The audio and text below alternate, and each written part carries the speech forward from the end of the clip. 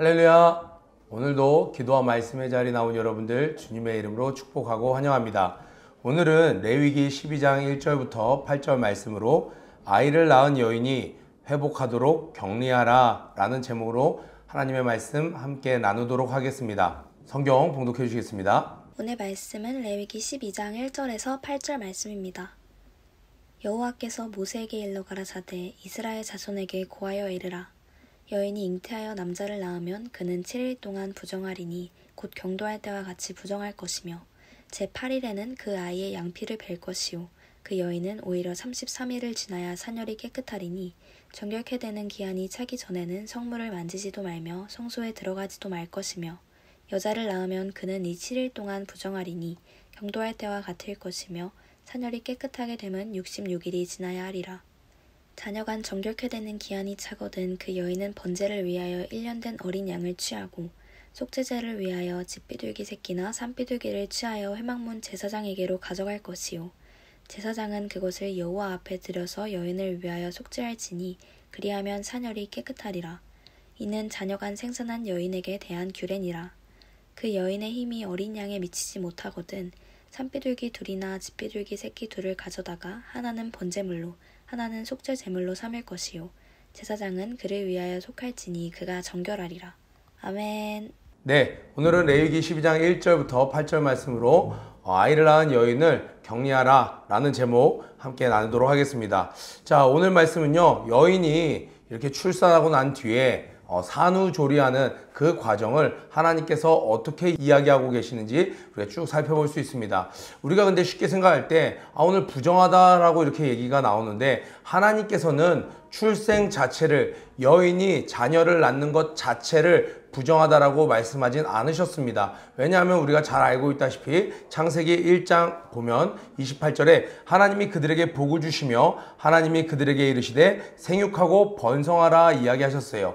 또 시편 127편 3절부터 5절 말씀을 보면 보라 자식들은 여호와의 기업이요 태의 열매는 그의 상급이로다. 장수의 수중에 있는 그 전통에 있는 살과 같다라고 이야기를 합니다. 하나님께서 이렇게 말씀하신 것처럼 자녀를 낳는 것, 자녀를 갖는 것 자체는 하나님의 말씀에 순종함이고 그것 자체가 축복입니다. 오늘 본문에서 말씀하고 계시는 것은 이 자녀를 출생하는 것 자체가 부정하다라는 것이 아니라 이 산혈이라고 나와 있는데 피를 쏟아내는 것, 아이를 낳을 때 피를 쏟아내는 것 자체가 부정하다라고 이야기하고 계시는 거예요. 왜 하나님께서는 이것을 부정하다라고 말씀하셨나? 부정하게 되면요, 일단은 격리를 하게 됩니다. 우리 지난번에 큐티할 때 함께 살펴봤던 것처럼 하나님께서는 인간이 이때 당시에는 지식적으로 의학적으로 알지 못하는 것들, 그러나 조심해야 될 것들에 대해서 하나님께서 율법으로 미리 사람들을 지켜주시고 보호해 주시는 그러한 하나님의 섬세함과 사랑을 우리가 볼 수 있다고 했는데요. 우리가 여인이 이 생명의 탄생과 함께 그 모든 피를 쏟아냅니다. 그 피는요, 자신의 모든 역할을 다 하고 쏟아낸 피예요. 그래서 그 피 자체가 깨끗하지가 않습니다. 마치 여인들이, 우리 여자들이 배란일이 되면은 이제 그 모든 7일마다 한 달에 한 번씩 이렇게 생리를 겪을 때 그 피는 또 다른 배란을 위해서 자기 역할을 다한 피들을 쏟아내는 것이기 때문에 그 피 자체는 이미 생명을 다한, 자기의 역할을 다한 피예요. 그래서 깨끗하지 못한 피이기도 하고, 또 우리 성경에서는 생명 자체는 어디에 있다고 이야기하고 있어요? 피에 있다라고 이야기하고 있어요. 피 자체가 곧 생명이에요. 그렇기 때문에 이 생명체에서 피가 쏟아지는 것 자체를 온전하지 못하게 되는 상황, 그래서 부정하다라고 이야기를 하고 있습니다. 그래서 이 여인들이 피를 쏟아내는 것, 그리고 나서 그 모든 안 좋은 것들이 같이 나간 그 상태는요, 면역력도 떨어져 있고 산모와 아이 둘 다 정말 면역력이 떨어진 상태에서 보호가 필요한 상황입니다. 그렇기 때문에 하나님께서는 부정하다 말씀하시면서 이 아이에게는 7일 뒤에 할례를 받을 수 있도록, 남자아이에게는 7일 뒤에 할례를 받을 수 있도록 하고, 여인은 어떻게 되나요? 33일을 지나야, 4절 볼까요? 33일을 지나야 산열이 깨끗하리니 정결케 되는 기한이 차기 전에는 성물을 만지지도 말며 성소에 들어가지도 말 것이며 남자를 낳으면 2절에 보니까 그는 7일 동안 부정하리니 곧 경도할 때와 같이 부정할 것이며 경도할 때는 생리할 때를 이야기하죠. 그러니까 7일과 33일 합쳐서 40일간을 부정한 시간, 그러니까 격리된 시간을 보내는 거예요. 하나님의 배려하심으로, 하나님의 보호하심으로 40일간은 이들이 다시 회복할 시간을 갖는 거죠. 여자아이를 낳았을 경우는 이것이 2배로 됩니다. 이 7일이라고 하니까 14일이 되고 또 66일 뒤에 산열이 깨끗해 된다 그러는 거예요. 실제적으로 오늘날 밝혀진 의학 지식에 의하면 자녀를 출산할 때 남자아이보다 여자아이를 출생했을 때 여인이 더 많은 에너지와 피를 쏟는다고 합니다. 여자가 또 다른 생명을 낳는 신체 구조를 남자보다는 더 갖춰야 되기 때문에 그 복합적인 여러 가지 기능들로 인하여서 그 모든 에너지가 더 많이 들어간다고 하는 거예요.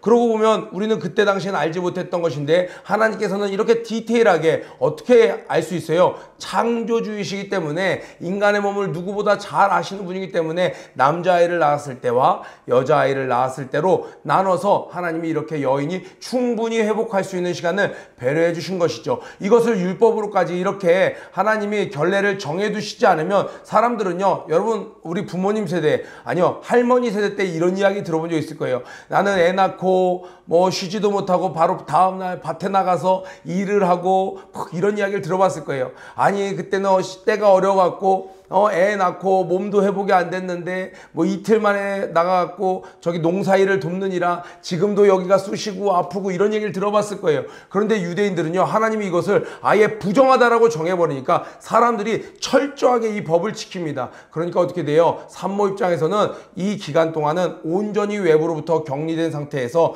자신의 몸을 돌보고 회복할 수 있는 충분한 시간을 갖게 되는 것이죠. 그래서 때때로 겉으로 보이는 것과 달리 그 안에 의도된 것은 정말 또 다른 의미를 가질 때가 있는 것이죠. 엄하게 말하는 굳은 표정만 보고는 저 사람이 나를 미워한다고 생각할 수도 있지만 실상은 그 사람이 잘 되길 바라서 쓴소리를 하는 경우도 있는 것처럼 하나님께서 지금 부정하다라고 이야기했지만 이 여인 자체를 부정하다라고 이야기한 것이 아니라 그 출산으로 인한 피를 쏟는 그것으로 인한 부정을 이야기한 것입니다. 그러니까 여인들이 이 말씀을 여인들만 좀 이렇게 하대하는 것이냐, 그것이 아니고 여인들을 오히려 존귀 여기고 보호해 주시는 하나님의 섬세한 사랑이라고 생각할 수 있겠죠.